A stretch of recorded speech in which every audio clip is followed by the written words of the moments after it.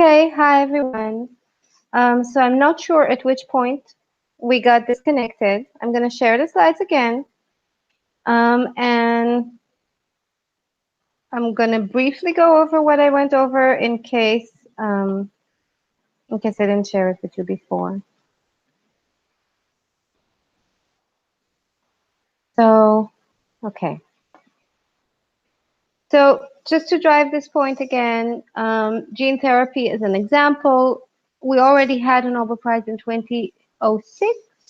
Recognizing the importance of gene therapy going forward.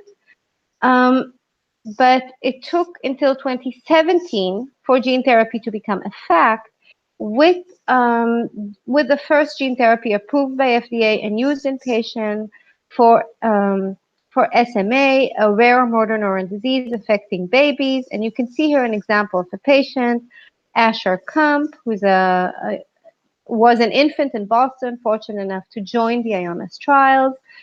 SMA affects very young children. It leads to the destruction of the motor neurons, and it typically would lead to death within 18 to 36 months. You can see Asher Kump is a baby already suffering from motor deterioration. And as time goes by, because he received gene replacement therapy, not only is he still alive and with us, and he's 5 now, but his motor function actually improved. He went from being paralyzed from the waist down at the age of 12 months. Now he walks and he uses his upper limbs. And so between the time that gene therapy was considered worthy of a Nobel Prize, and until now that it's something that is used at least for one disease, it took it took us 11 years in which most of the work was done in industry. So it takes the combination of innovation at the academic level and innovation in the industry level in order for us to bring something important like gene therapy for extremely debilitating diseases. As the population of the world is aging, this becomes a bigger burden and a bigger problem. So there is more burden on us to work together. We owe the world better treatments. So how do we do it? If to say what I try to give you an example in more formal words, then I would say that we have a market failure, or what is typically referred to as a valley of death. There is a lot of early stage work done in academic labs. A lot of it is very innovative and cutting edge. And there's a lot of high quality late stage work done in industry around clinical research, regulatory approval, working with clinicians, and working on commercialization. But between these two topics, there is what is called the valley of death. So high quality innovation doesn't reach the industry, so that doesn't reach from academia to industry, and never reaches the market, and never reaches the patient that needs it. And the most typical model we had in the past was a very economical model. So academia works in isolation, industry works in isolation, and the connection between them is a legal connection, often in the form of licensing. So an innovation develops to the level that it's an intellectual property, for example, at the academic side, and then the industry takes an option to use it forward, which is known as a license. And then it passes on to industry, often without a lot of connection back to the original academic lab. And this meant that there was a lot of pressure. So for something to pass, first it needed to be developed enough at the academic level to reach something that is innovative enough that industry would take it, and that industry would work on it essentially in isolation. And this gap led to a lot of important innovation not reaching the patients that need them, and it led to a lot of work that could have been more applicable if done with more applicability considerations in mind from the beginning. So what we need is better transfer of knowledge between the two sides. We need better transfer of knowledge about the early stage research to the industry to ensure that it's translated well.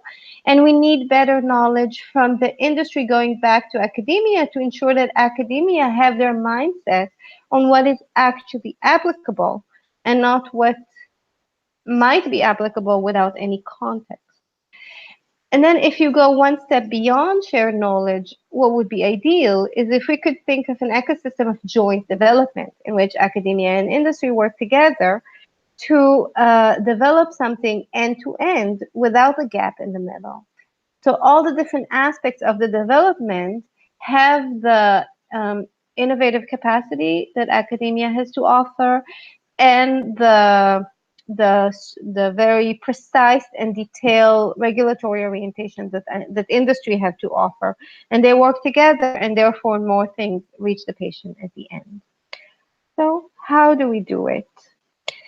We need better tools to translate the what we learn in academia to the industry. And these tools are diverse. Some of it are statistical tools. Some of them are biological tools helping us to connect what we see preclinically and clinically. So, for example, better biomarkers, better computational models, better animal and other preclinical models, better clinical understanding of patients, and especially that all of this would be used um, kind of with a cross fertilization between academia and industry, that everyone would have access to these improved tools. And just to give an example, for other industries where you don't have this gap, and this I think you can see well in my home country, which is Israel, that has a very strong IT industry. If you take, for example, a computer scientist who works on encryption, then there really isn't any gap. The work on inscription would be a research breakthrough. It would receive academic acclaim. It would also have immediate industrial potential. So it would be easy for that researcher to be involved in industrial application. There would be financial gains around it. It would be understood to be critical to national safety. So it could also work with government and be relevant to other aspects of daily life. And this sort of very tight ecosystem in which the research breakthrough is immediately understood to also have societal and industrial potential, we don't see in the biomedical industry. What we have in the biomedical system or ecosystem is a culture problem. Our innovation takes longer to translate, and in the middle of this journey, a lot of things fall apart. Academia doesn't think it's its responsibility to make it more translatable. Industry doesn't necessarily think that they need to go back all the way to academia to make it more translatable. And this is ironic because while IT can improve our lives in many ways, health is the most primary aspect of all of our lives. So how can we improve knowledge sharing, which would be the first thing we need to do in order to work together? So looking at the different levels of engagement in academia, there's a lot of things that need to be done. Some of them are being done. Some of them are only being done by some places. So on a bachelor's degree level, you could take courses that would be more applicable for industry. If you think, for example, of computer science, where they have a lot of applicable courses, you take courses in drug development, courses in regulatory affairs, courses in clinical development, summer internship with a biotech or a pharmaceutical company, even community level engagement would all make it easier to share knowledge. At the graduate or a postdoc level, you can think about relevant training. For example, a joint PhD between industry and academia together, or a joint postdoc. By now, most pharmaceutical companies would have their own industry postdoc program. Even Teva now is starting its own one. And if anyone of you is interested in that, you could maybe email me about it. And at the professor level, there would be opportunities for joint research and joint development at various levels, ideally at some point fully joined with different expertise working together.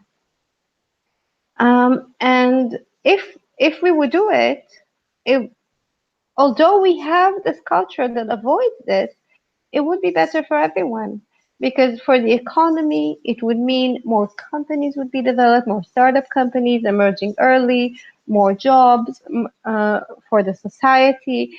For the students, it means that they would have more job options and more intellectual challenges and more avenues of research that don't exist now, although they're highly needed.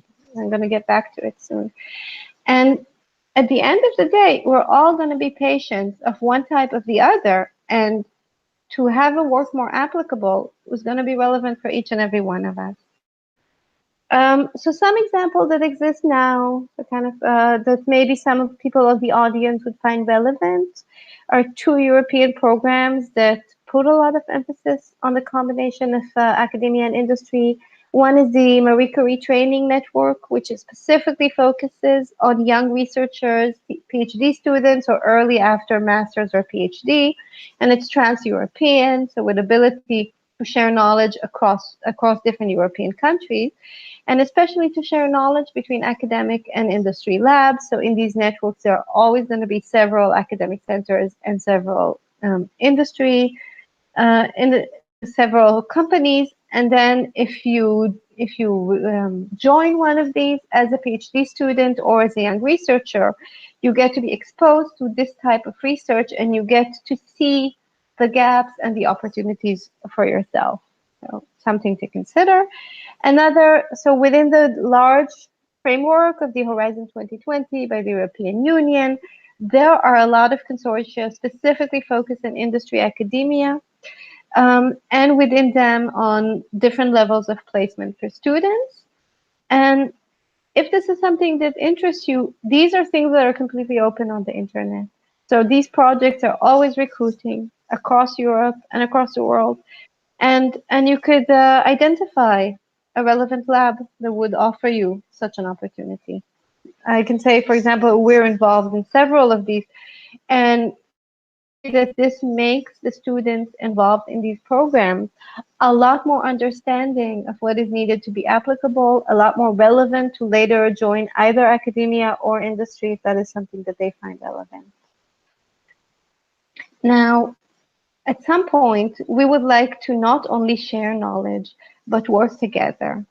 And just one aspect of it that I would like to highlight to all of you coming from academia, if we really want to advance new solutions for patients, what we need more than everything else is the emergence of new, highly innovative disciplines. We need new technologies, new innovation, new ideas in the field of toxicology, in the field of clinical pharmacology, in the field of pharmacovigilance, which is tracking patients receiving drugs and seeing how they respond to it, with the fields of regulatory affairs and understanding what impacts do our regulation have on the actual patient health, on the actual biology of the patient receiving these drugs. Digital health, monitoring patient data, monitoring adherence, better measurement of patient health. All of these disciplines are by nature applicable. And we see that a lot more work can be done in these fields. We can make them the most cutting edge research. This would impact patient life immediately. Um, so this is just an overview of options. And with that, I'm going to move to your questions. I don't know if you can hear me. Um, let's see.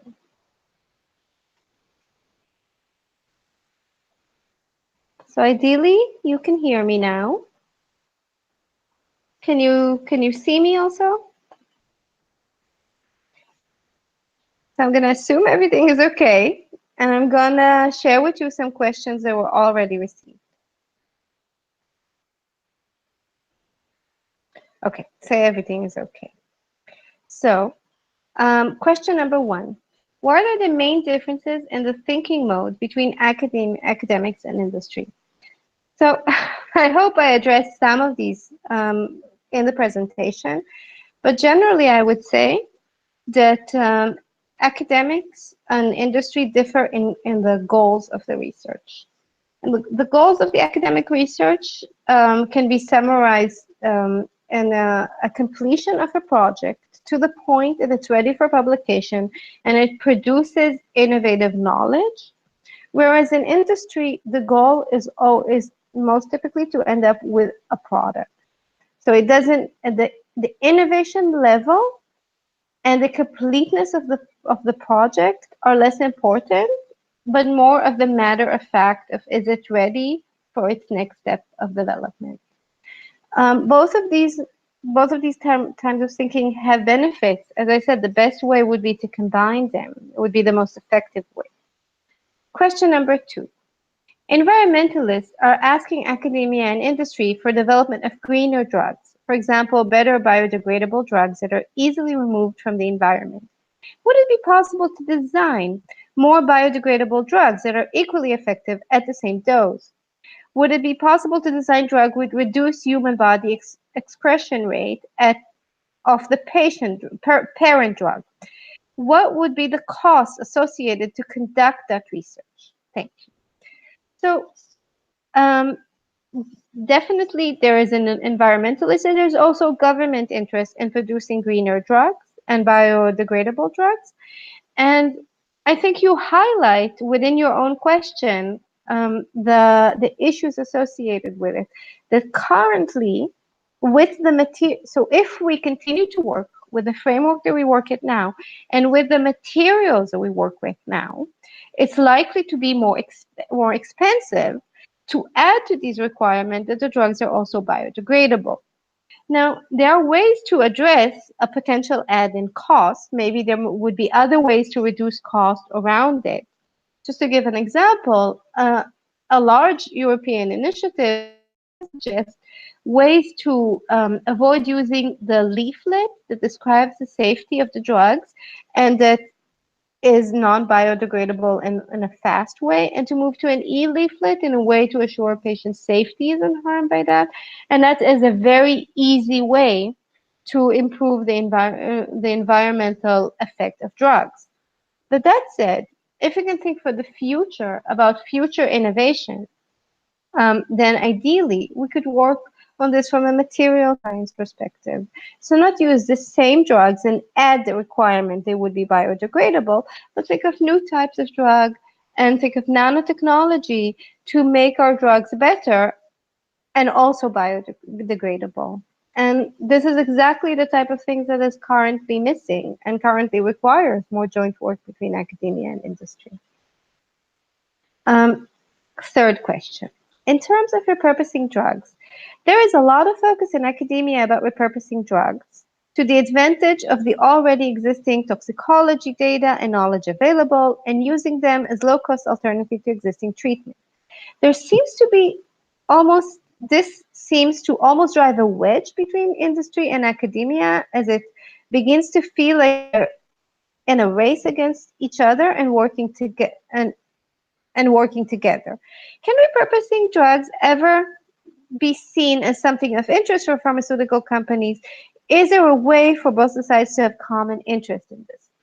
So my answer is that as far as I can attest, there is a great interest in working together, and most pharmaceutical companies are very interested in drug repurposing, have large programs in drug repurposing. Sometimes the approaches are a little different. I think there is more academic research done on repurposing based on genetic data, whereas in the industry, maybe more based on chemical data. But in its core, it shouldn't be a source of competition.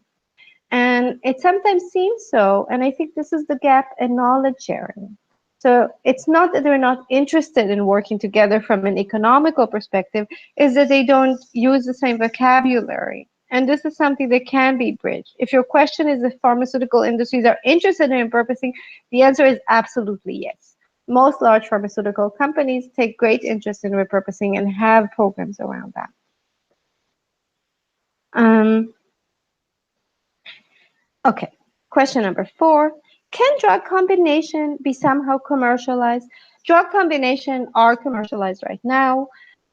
It's more challenging from a regulatory perspective. You take two drugs that are currently on the market, and the way you have it now is that a physician is legally allowed to give them as a joint prescription, but to combine them within the same pill would require clinical trials and regulatory approval to do it. So oftentimes, there is just the assumption that the clinician would do it on its own without a specific trial. That said, it is estimated typically that about 20% of the trials running at any given moment are combination drug trials, especially in more larger unmet needs, such as cancer, for example. So there is definitely a lot of hope for that. Um, explanation for the previous question, sorry. For example, I find some non-obvious combination of drug that is synergetic. I think if the combination of drug that is synergetic is non-obvious, there is even more hope for that. Because for the more obvious ones, it would be easier to just have the clinician prescribe both of them together. Question number 5. What are the main differences between the goals of R&D in industry and in academia? This, I think, this is a core question. So, first of all, industry is more organized. So the goals of R&D is to progress a drug outside R&D. So typically for a regulatory submission. Working at an early stage development, your goal would be to progress a candidate molecule or a candidate biological drug that has all of the specification needed to take it forward to regulatory approval, to test it in patients. And you test it in patients, you want to have all of the successful clinical results to take it to regulatory approval, to take it to the market. In academia, the goals of R&D diverse. So they diverse between the researchers. They're less defined. But I would say most often is to develop a project that is self-sufficient and compelling, such that it can highlight a new topic of research, for example, a new tool, a new pathway, a new understanding in a formalized kind of packaged way that can be result in a publication or a series of publication, but doesn't necessarily have an applicable next step. So academia by nature is not defined as a conveyor belt. So a project could be fascinating, but would not necessarily have a next step. Question, I think it's number 6. In Poland, copyright and industrial property generated by a PhD thesis belong to the university. This is unacceptable for industry. How do you solve it at Teva? And how is it solved in Cryptography X? So this is a very important question. I don't think it's only in Poland. It's in the majority of the world, at least in the majority of the countries that I'm aware of. And it's also a cultural difference. In the majority of the universities own intellectual property generated by PhD students. And the easiest way to resolve it would be contractually. So if the PhD is defined as a joint PhD between academia and industry, you can have the intellectual property arising from it to be joint or even to be owned by industry. But it's true, this is a cultural problem. Often in computer science, it's easier to develop a joint project between academia and industry across the world. It's easier to share IP. And I think a lot of it, again, it's a cultural barrier. There are solutions for that if you predefine the work as joint work and not do it once after the work is already in the middle. If you do it as a joint academia industry grant, for example. But it is a barrier that we don't see or at least we don't see to the same extent in other fields. Um, Question number 7, how could we incentivize pharmaceutical companies to invest in antibiotics? For different reasons, antibiotics are not very attractive. I think this is a slightly different question. It's true, antibiotics are considered less attractive and gain less momentum than, for example, immunotherapy for oncology. Um, I think if you ask me, the best way to incentivize pharmaceutical companies um, is two ways that are completely, when you could call one top down. Of course, you can incentivize pharmaceutical companies to invest in antibiotics, to change in governmental regulation. There are many ways to incentivize work on a topic of great interest. For example, to as was done for rare diseases, to improve the pharmaceutical industry with outcomes. For example, if a pharmaceutical industry is developing a drug for rare diseases, they get better market exclusivity than if they develop a drug for common diseases. And when this was introduced, it led to a vast change in the number of drugs being developed for rare diseases. So if you want to incentivize work on antibiotics, one way to do it is to create a top-down governmental incentive. The second thing that might happen, although you can less synchronize it, is a bottom up interest. If there would be a lot of important um, early stage scientific work on antibiotics that would suggest ways to produce antibiotics that are vastly better than what we have now, this would also incentivize pharmaceutical companies. So either there would be more innovation to leverage on, or there would be more incentive to work better with the current level of innovation. I hope that addresses the question. So I think it's question 8, but maybe I'm missing something. Mariana Mazzucato, an economist, claims that pharma does only development and not much research. The risk is thus mostly on the taxpayer who fund research rather than on the company. What do you think of this statement? How risky uh, or R&D for pharma? So this is generally a difficult question. Pharmaceutical industry does a lot of research and not only development. In terms of scope, pharmaceutical industry in Europe employs thousands of individuals working at early stage drug discovery, so doing research that isn't development yet. It doesn't compare to the amount of people that do research at an early stage in the academia. There are more. And this is a natural policy tension. So from an industry perspective, they would prefer to work on something more developed, so to spend more effort on the development rather than the research. And from the societal side, there is more interest for the industry to take upon it more research and start earlier in the development. This is a natural tension that we see in a variety of different industrial fields. And the balance between them often depends on the societal forces. So the balance is based on how much eventually can be translated into products. If the balance is good, then a lot. If the balance is poor, then one side need to step back to allow the ecosystem to grow better. I hope that addresses the question. Question number 9. Are drug delivery micro robots commercialized now? So I'm not a drug delivery expert. As far as I know, there are no drugs on the market that involve micro robots, but I might be wrong. There are drugs that are being delivered through a slow release mechanism that is implanted in the body, and these are commercialized. I I wouldn't consider them micro robots, but again, I'm not a robotic expert. Question number 10. How does a company like Teva try to bridge the gap? What is the impact of your policy? This is a great question.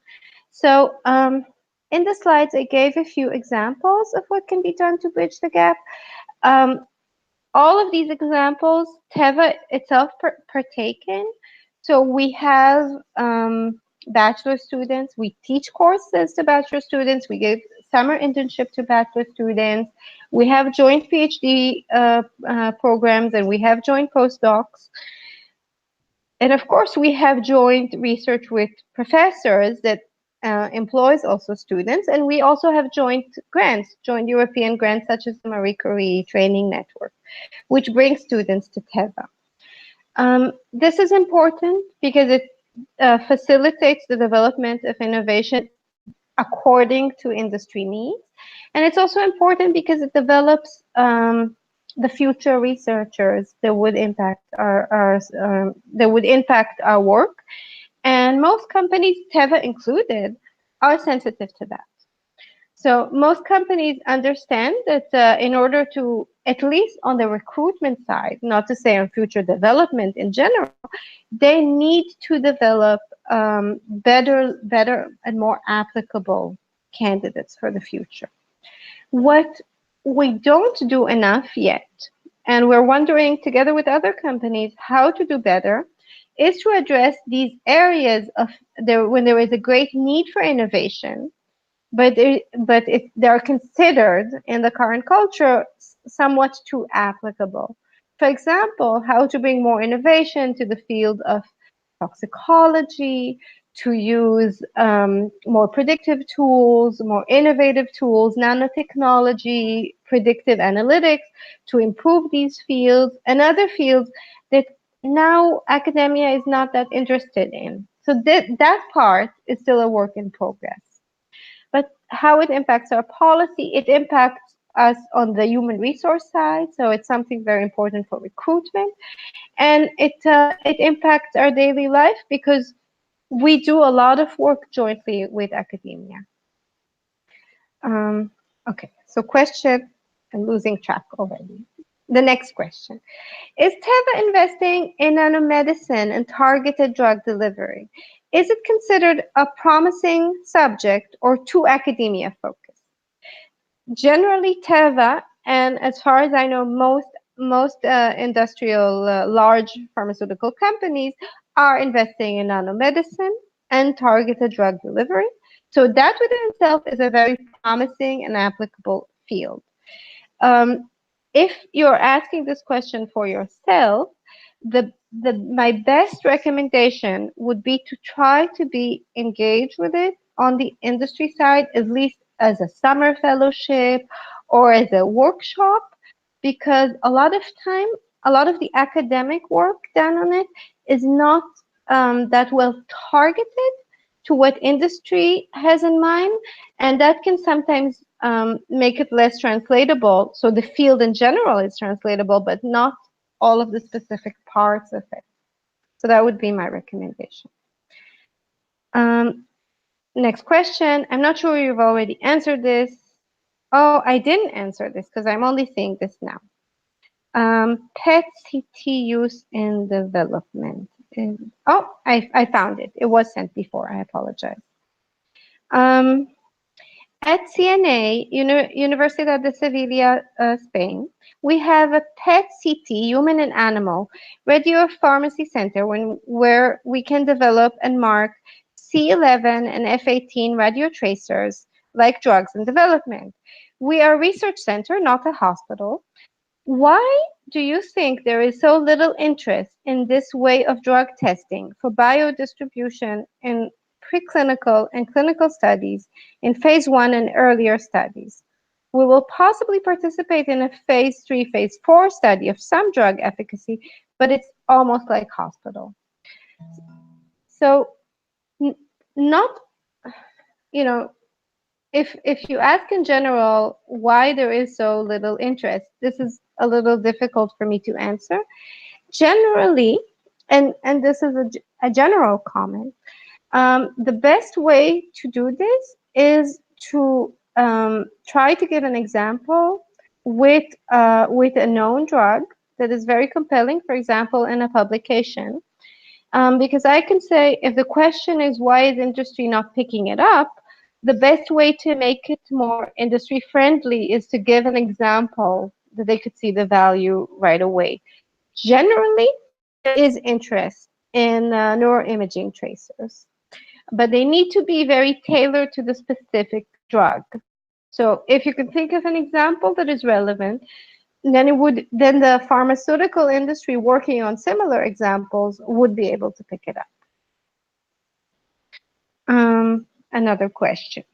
How is the level of progress in artificial joints industry and its corresponding pharmaceutical products in Europe?